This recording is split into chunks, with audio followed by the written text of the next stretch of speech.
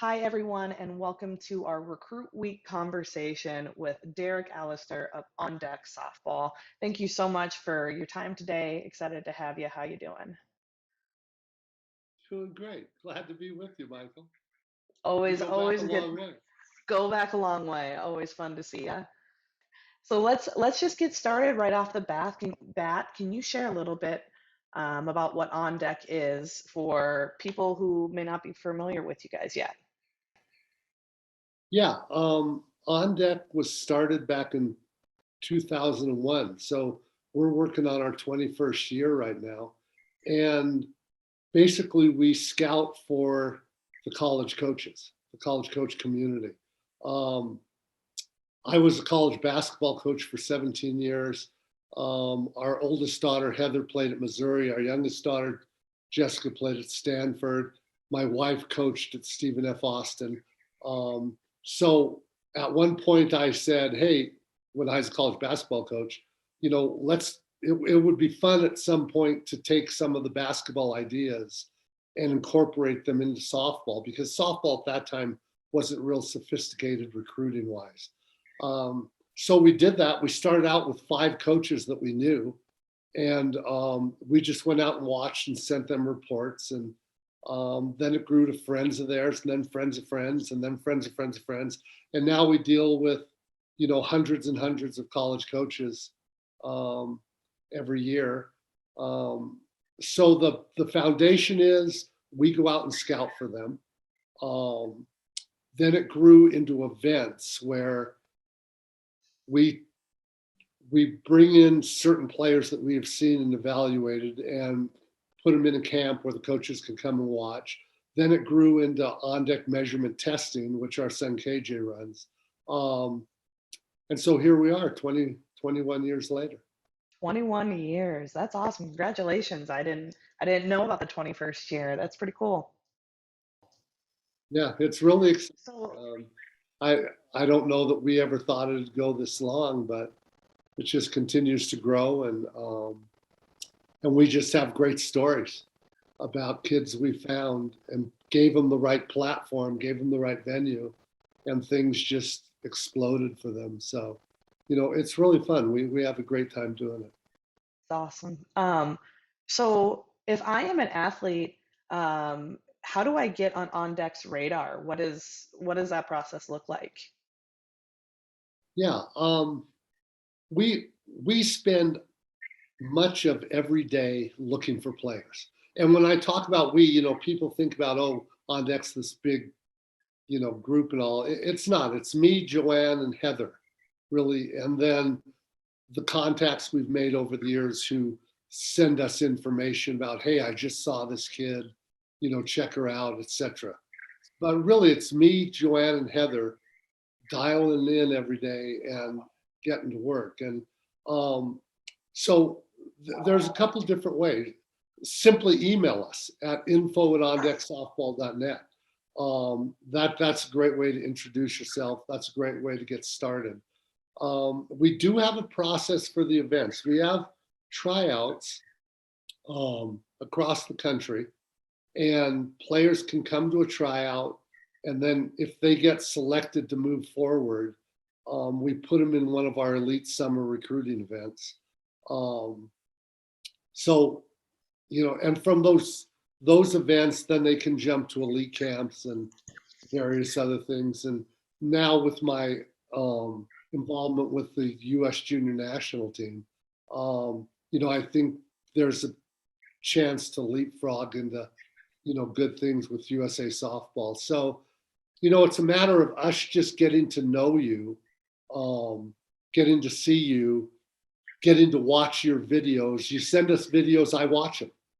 I sit here and watch them on my computer. So it's just a matter of you contacting us getting back and evaluating you, getting you in our events, and then hopefully getting you on the radar of the people who, are important, college coaches, USA softball, etc. Can you talk to us a little bit more about the events for people that aren't again familiar with On Deck? They're kind of they've turned into a bit of a staple of the summer recruiting world. So could you share a little more information? How do those work? What do those look like? What is the college recruiting atmosphere around those as well? Yeah, the events all started. I was in a discussion with Sue Enquist back in the day. We were standing at nationals. I think it was either Salem or Salinas, one of the two. And I was teasing her about, and we were very small at that time. And I was teasing her about why doesn't she have somebody get together players that have been evaluated and coaches just come and watch like they do in basketball with Nike camps, Adidas camps, etc. And she laughed and she said, well, people have tried, but nobody's been able to do it. Do you want to do it? And I was like, absolutely not. There's no way we're going to do that. But Sue's a very good friend and a very persistent woman. And so we had our first camp up in Seattle, a camp of, I think, 33 or 44 kids. And we actually had coaches flying from all over the country on that first camp. So what it is, baseball and softball are two of the hardest sports to recruit to because they're just difficult sports. Basketball, you have certain things you can watch, and if a kid's not making a shot, they can still play defense, rebound, run the floor. But football can go off film, etc. But softball and baseball, if you're a great shortstop and the coach Coach Hutch from the University of Michigan comes to see you play, and you get one or two routine ground balls, and the pitcher never throws it over the plate for you to hit, and forces you to either chase bad pitches or walk. Hutch walks away, and it's like, I don't know, what I saw there.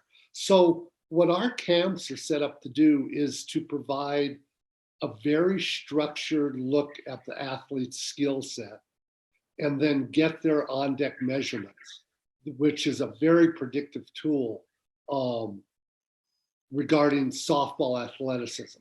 So when a player comes to our event, they're put through all the paces offensively, defensively, pitching, bullpen, catching, throwdowns, etc. Then they're tested. But it's very structured. It's high intensity, but very structured, because then if Hutch watches a player there and says, wow, that kid can really do this and this and this, when she goes and watches the kid play, now all of a sudden, if the shortstop doesn't get the opportunity she needs, Hutch will say, I saw in the camp that she can do this and this, I'm going to come back. So that's the whole idea. Put them in a structured setting, then allow the coaches to see them, in that competitive setting where they can find out if they can really play the game. If you're starting out into the recruiting process, there's so much to try and wade through and so many different resources and tools out there. It can be very, very, very overwhelming. So on that note, if I'm 14, 15-year-olds just starting out in this, what are my first steps in general? Where should I begin this fall? If you're just starting in on the process,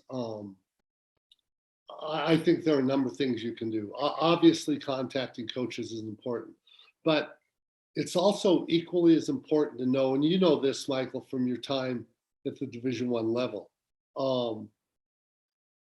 There are mornings when college coaches open up their email and there's 300 emails there.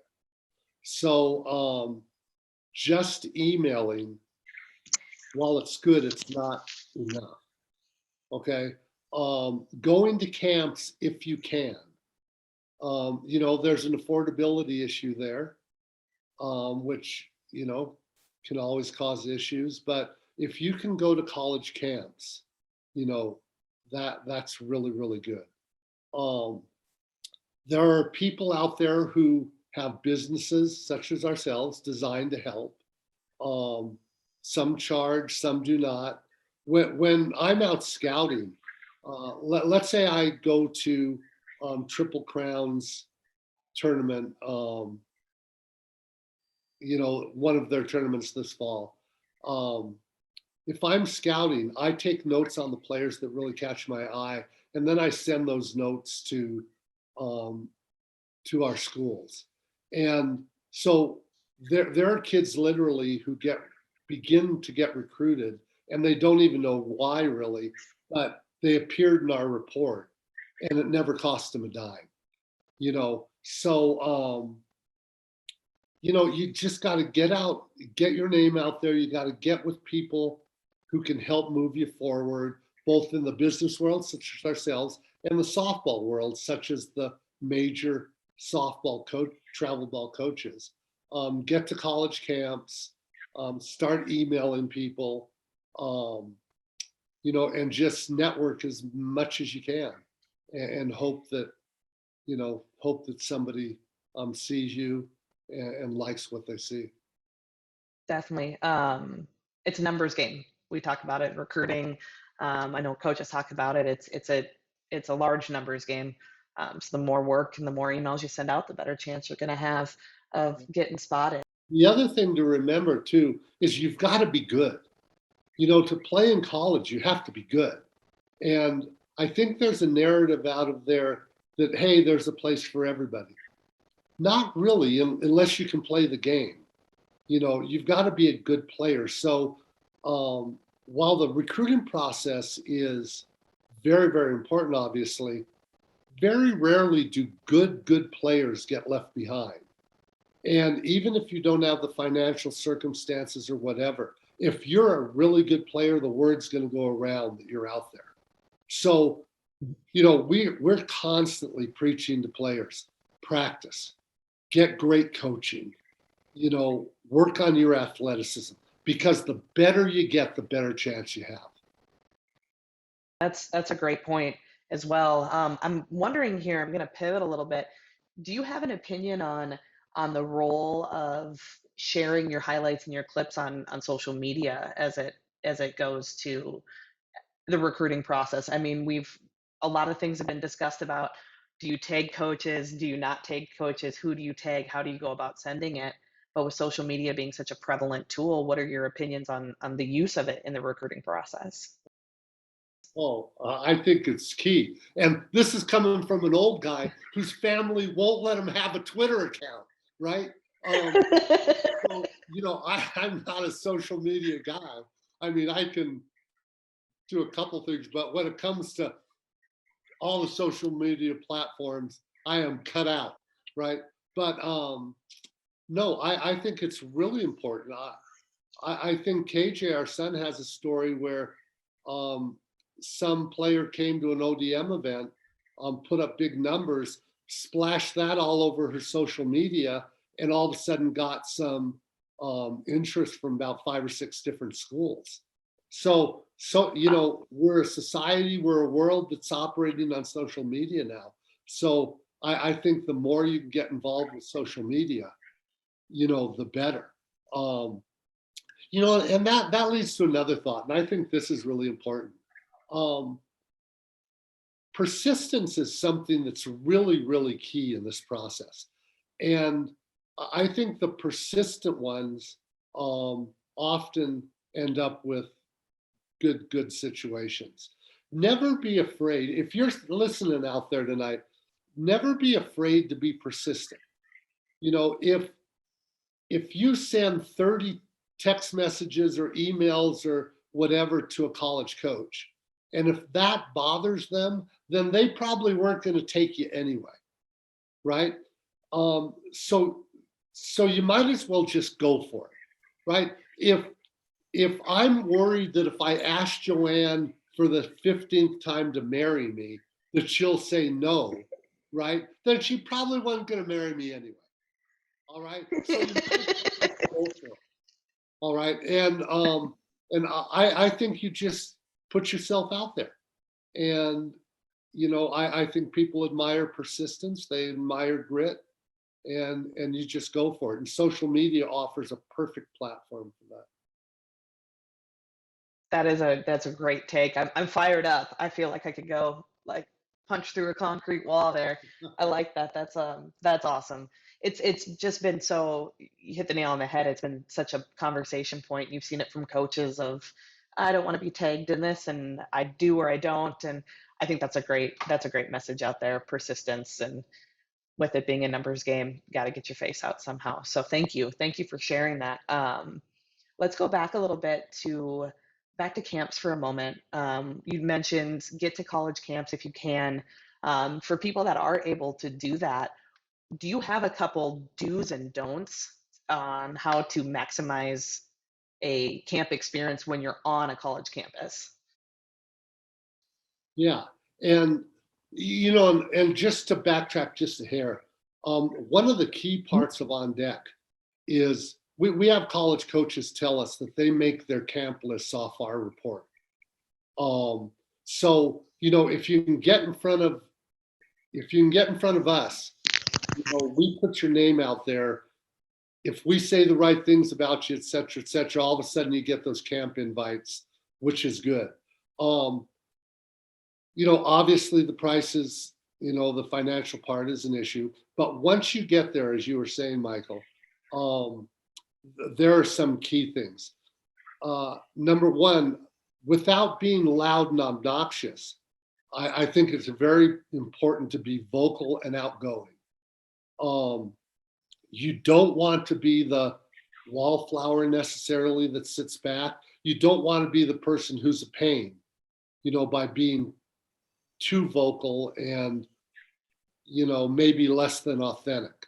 But the more active and vocal and enthusiastic you can be, the better.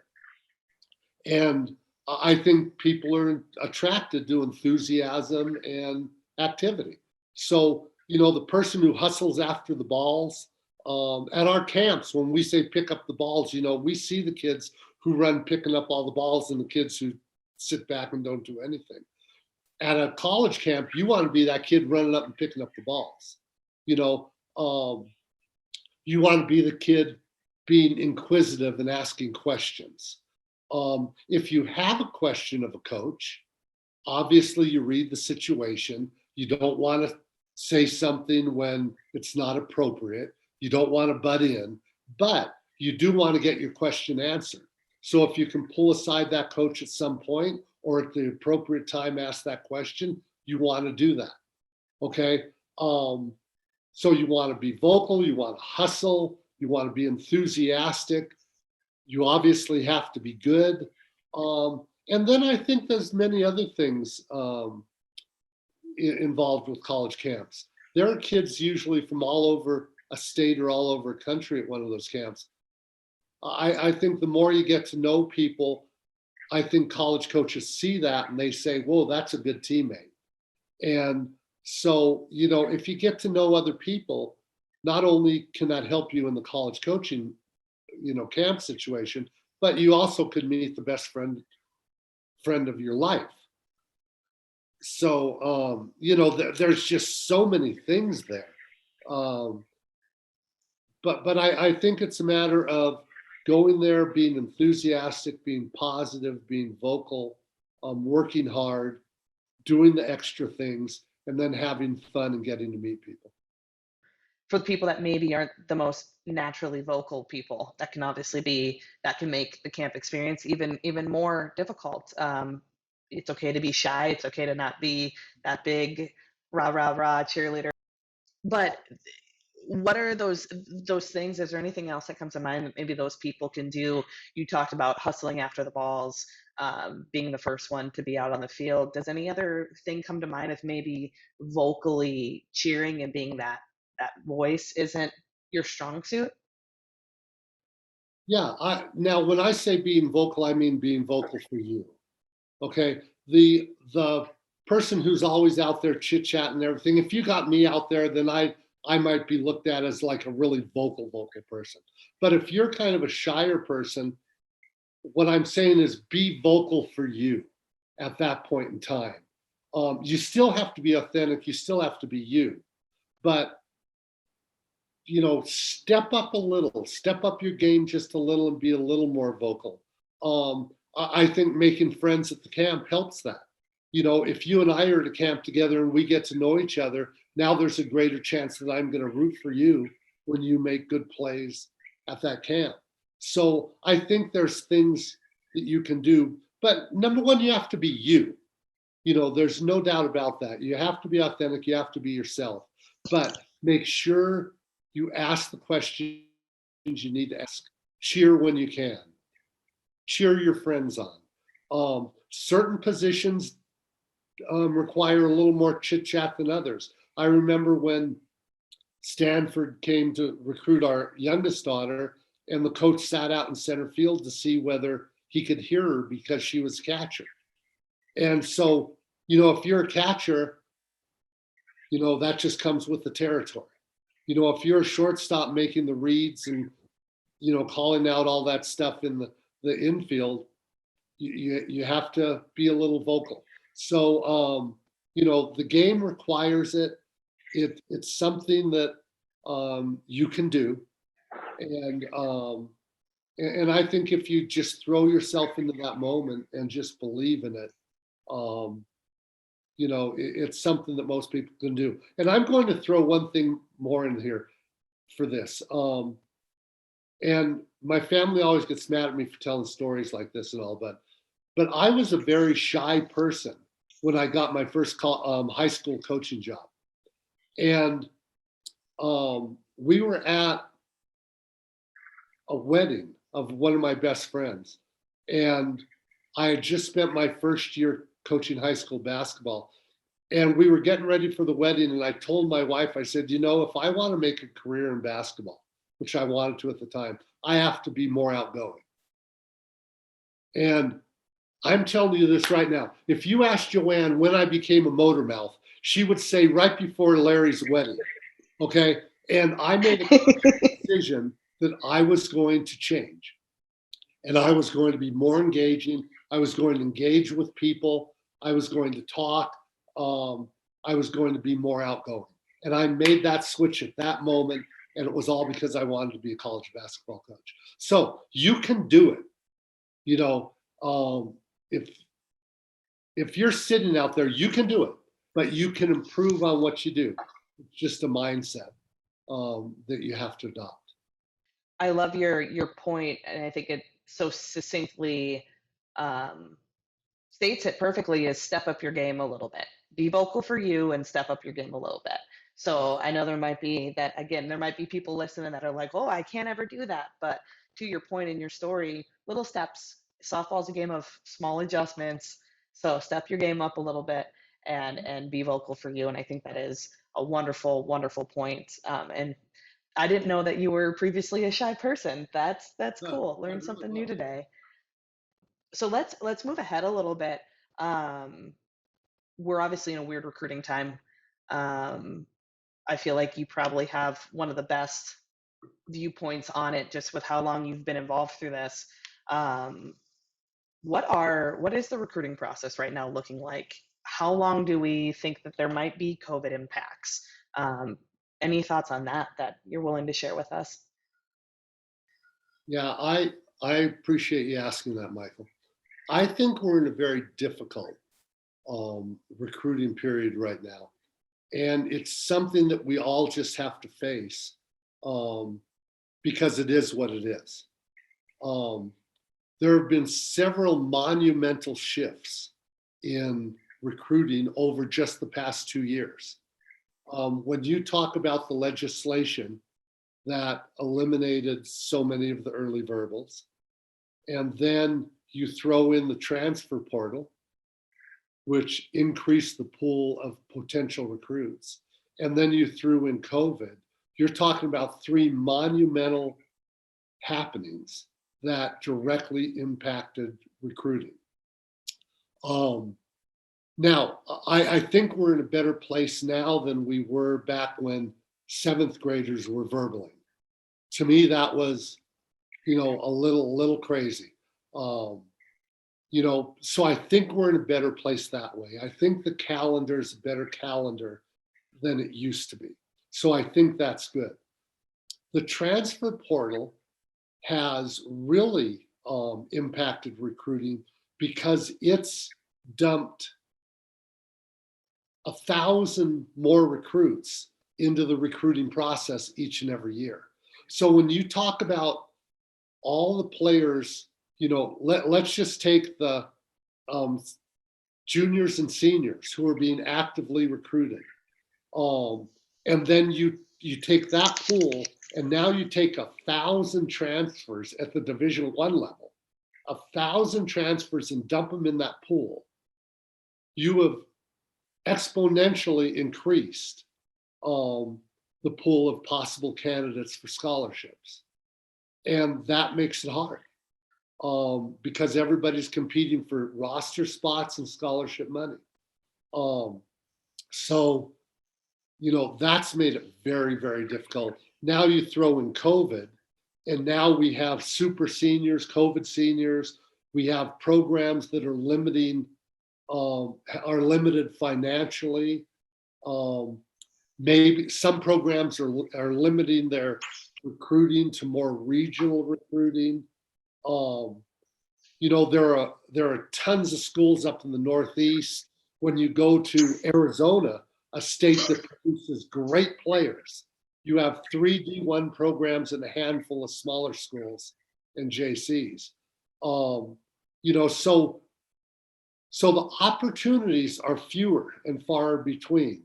The scholarship dollars are being stretched thin. And so it's a tough time in the recruiting process right now, for sure. There's just no way to say it other than that. It's very tough. So you better be very good, and you better have all your ducks in a row.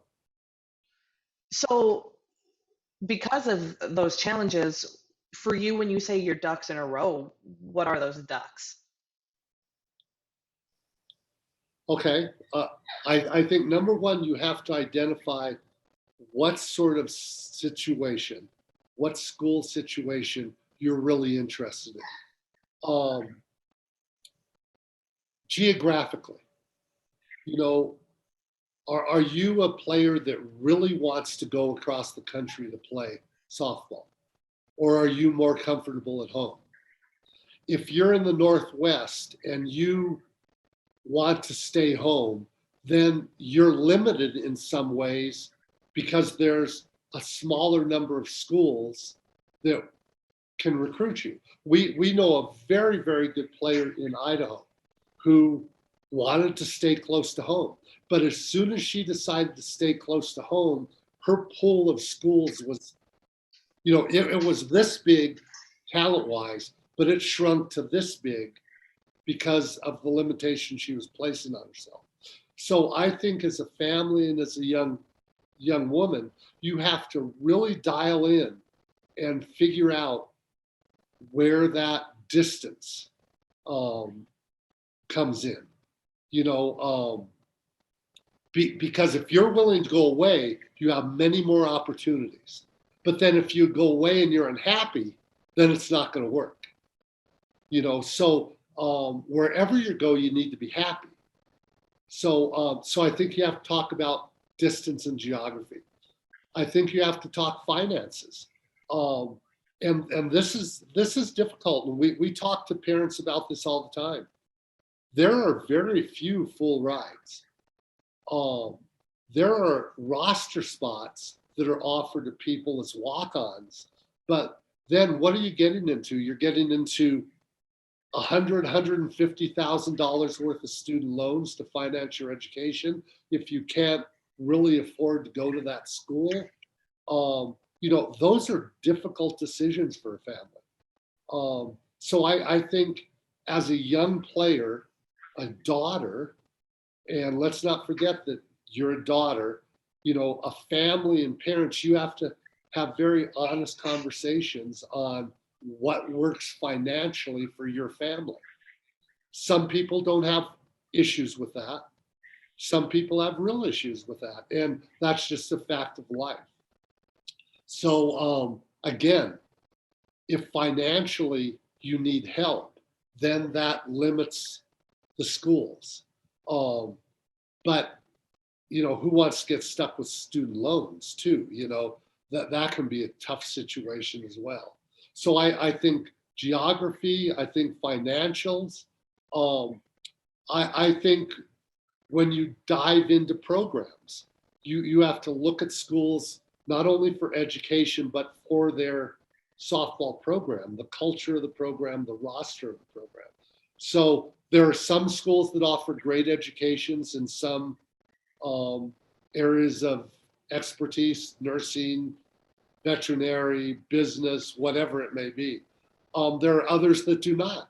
And you have to figure out what you might want to study.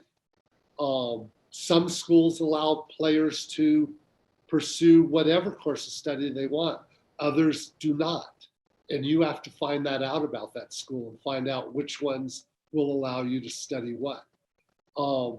You also have to do a deep dive into the roster.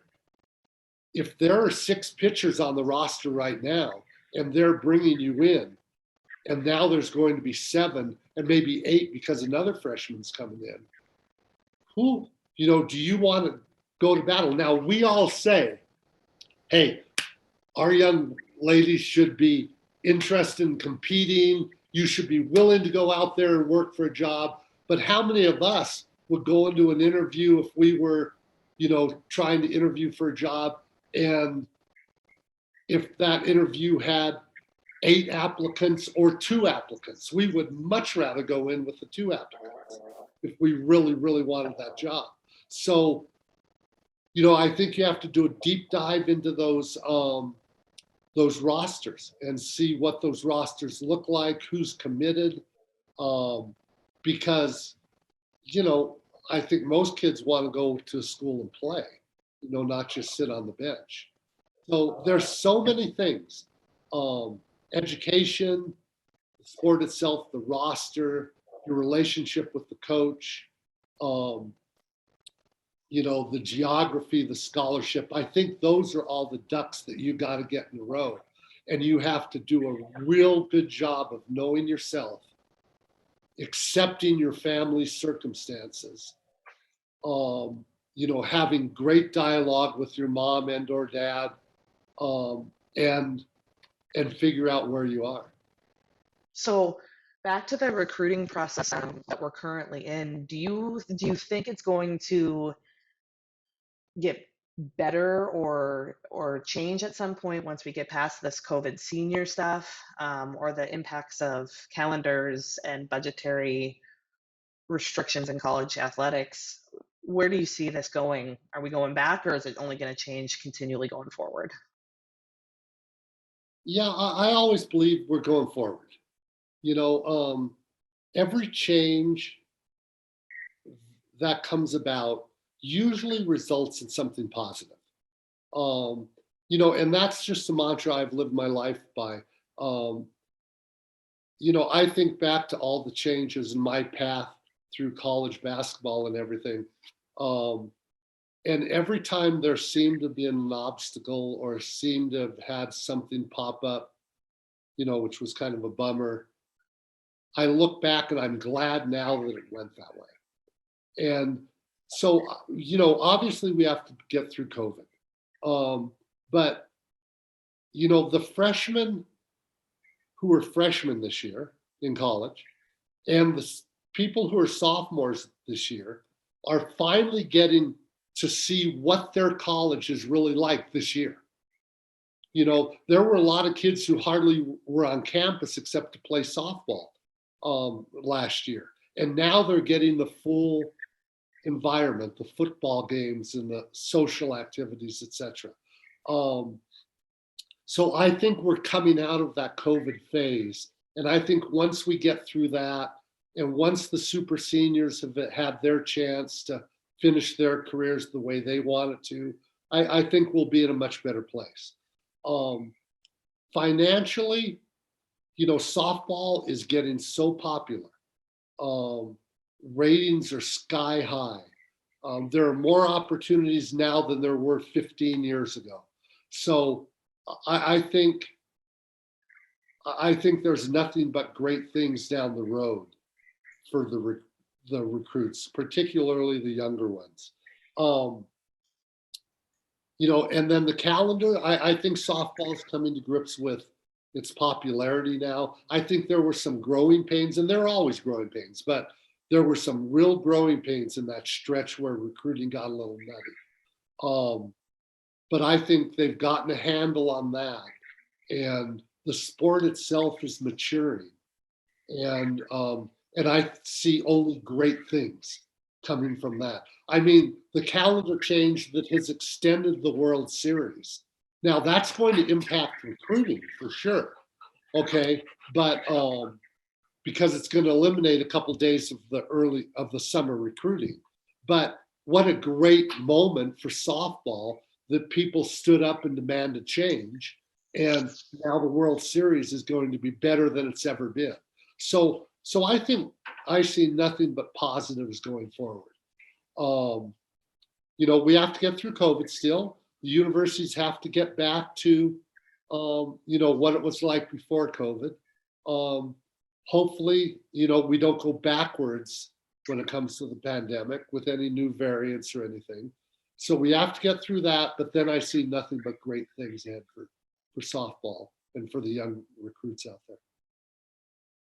That's awesome to hear. It's uplifting, definitely. So the recruits that are going through it now are just gonna have to keep fighting the good fight, but hopefully better on the horizon for recruits that come after them. So we spent a lot of time talking about a good amount of like the high level recruiting, active in the process. What if I'm new? Like, what if I'm an 8-year old or a 10-year old and I want to play college softball someday? And obviously, if I'm on social, I see all this stuff about recruiting. What is your message? What is your best advice you can give the youngins that are just starting out with all of this craziness? Right. Um, we're big believers in dreaming. And, if you can latch on to the College World Series and see something you like, and that creates dreams for you, that's awesome. And we're big believers that and follow that. But understand that there's some things that go along with getting better in any sport. As the sport gets bigger and better, the competition grows greater and greater. So, number one, practice. Become the best player you can be. And by that, I mean not just play games, but practice your sport. Learn the fundamentals, learn the fundamentals of pitching, of catching, of outfield play. Practice those things. I'll never forget, our kids going up to the school and throwing a ball against the wall and just fielding ground balls that way, throwing the ball against the wall and fielding it coming back. And, so you just have to practice hitting, but don't just hit in the cage, get out on the field too and learn what that's all about. So practice and get better. Become the best athlete you can be. Run around. Don't be so specialized that, you only develop certain parts of your body. Play all the sports, run around, climb trees, do all that sort of stuff. There was a player who made a tremendous impression on a Big Ten school because she jumped over a 6-foot fence. She climbed a 6-foot fence and went over it. And I guess she did it very athletically. So show become a better athlete, become a better player. Have fun with the process. Have fun with mom and dad, have fun with your teammates, have fun with your sisters or brothers if you're playing with them. And then always remember the academics. The better a student you are, the more opportunities you have. That's just the way it goes. So if you're the number one student in the whole country, let's say, they don't even have that, but let's just say, and you're the number one softball player, then you get to go to any school you want, right? But if you're a mediocre student and the number one softball player, then your pool has shrunk. There are certain schools you can't go to because they can't take lesser students. So become the best student you can be. Study hard, enjoy enjoy going to school, and just work hard academically. So, have fun with the process, become the best player you can be, get the teaching and coaching you need, and then, work hard on those academics each and every day. And don't worry about it until down the road. Absolutely. You'll be so busy. Yes, your time will come for sure. It's a process. Depending upon your age, you know, the process unfolds the way it's going to unfold. There's no way you can force that process. What's going to be is going to be, but that doesn't stop you from becoming the best player and student that you can possibly be. That enhances your chances. Have fun, enjoy the journey. If you would have told me when our daughters were, freshmen in high school, that one would go to Missouri and one would go to Stanford, I would have laughed. I'd tell people this all the time. We were just hoping they'd have a good college experience. So you never know. You have to dream big, and then turn to people who can help you. Always look for help, and it's never a bad thing to ask for help. And there are great people in the sport. So whether it's a travel ball coach who can help you, whether it's somebody like OnDeck Softball who can help you, if we know about you, we'll try to help you. But we can't help you if we don't know about you. So, if you feel you're in a position where you want to get to know us and get to know about OnDeck Softball and possibly us helping you, then certainly, touch base with us, because there's a lot of people, including ourselves, who are just out there looking to help young kids because we all love the sport of softball.